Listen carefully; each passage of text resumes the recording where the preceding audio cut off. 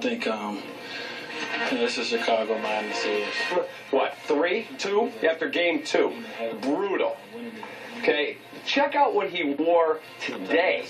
This was Friday before game 3.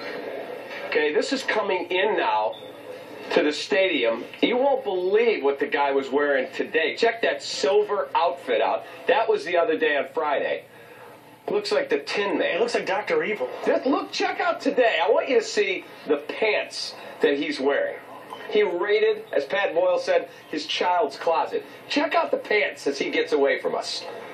Kev, you wore something like that. Are you kidding me? You had something like that on in spring training this year. Yeah, with the multicolored gym shoes. Yeah, that's right. I mean, this is just embarrassing. For a guy who makes whatever he makes, I can't $25 million a year. I can't believe you're talking about somebody else's wardrobe is embarrassing.